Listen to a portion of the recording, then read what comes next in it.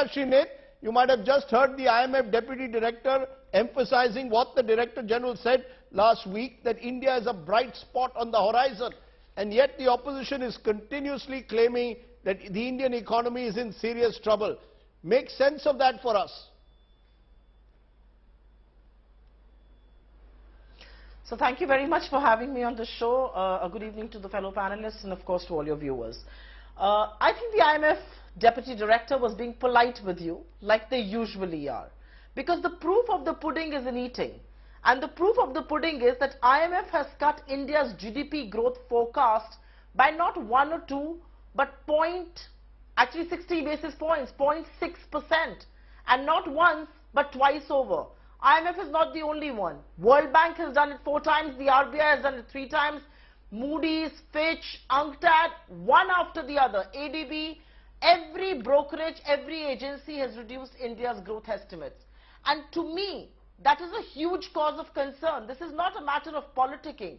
It's a huge cause of concern because low growth means lesser jobs, fewer jobs, less income and more poverty. And given the income accentuation in this country, which the IMF has talked about, while reducing India's growth estimate, we have serious reasons to worry. The rupee, and because you alluded to a question that you put forward to the IMF Deputy Director, and I will take just 10 seconds to talk about this.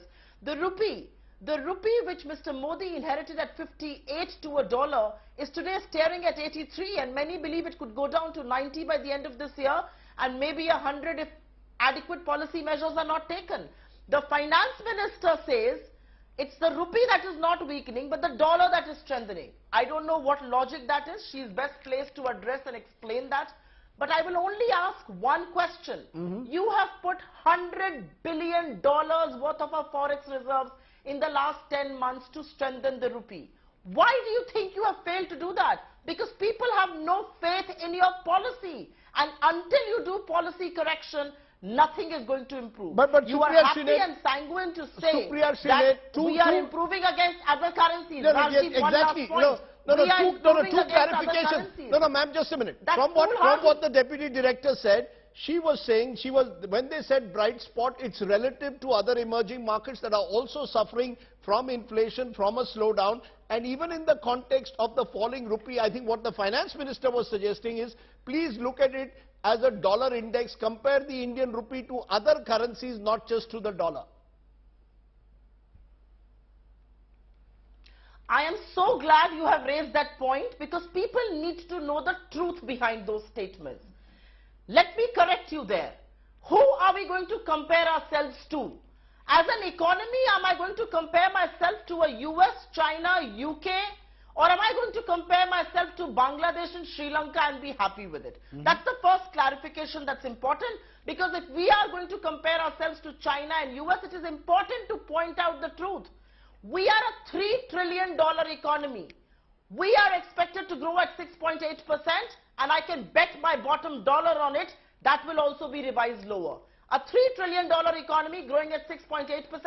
China is an $18 trillion economy, expected to grow at 4.4%, and US, a $21 trillion GDP, expected to grow at over 1%. So what are we talking about, and exactly what are we comparing? We can't compare apples to oranges. To the one important point that you made, our ascent as far as other currency baskets is concerned. Extremely fallacious, extremely foolhardy, and I will tell you why. 86% of India's global trade is dollar denominated. So until you do not strengthen against the dollar, everything else is a flawed argument made to mask your policy failures. Zafar Islam, now respond. You've heard what Supriya Srinath has said, that while we take satisfaction in the IMF saying that, we are a bright spot amidst the dark horizon, there are concerns, there are global headwinds out there. The finance minister goes to Washington and says, don't worry about, it's not about the falling rupee, it's about the strengthening dollar. Tell that to those who are importing money. Tell that to those who are trying to send their children abroad. Tell that to those who are worried that this will eventually slow down India's growth rate going ahead. Should there not be a little bit more concern over what's happening rather than this, don't worry, be happy, we are better off than the rest of the world? No, Rajdeep, let me respond to that. First of all, let us understand how the world perceives our economy and how the responsible opposition perceives about Indian economy.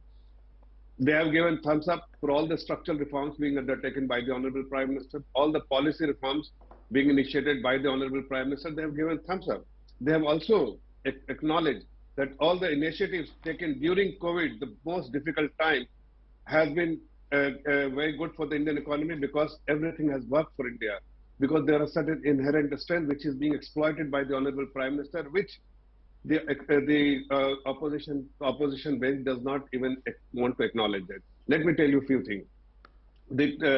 When people are talking about revising the GDP number, of course, India is exporting. Don't we know that how we have achieved the target of 419 billion last year?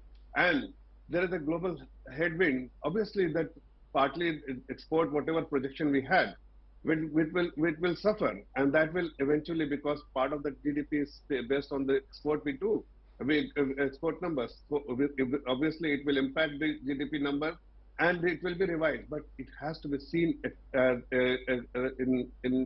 in isolation, but it is an integrated economy. The global economy also has to be seen that whether other emerging economies are impacted because of this slowdown, global slowdown, because of the Ukraine war, whether there is another economy which has also been slowing down or not.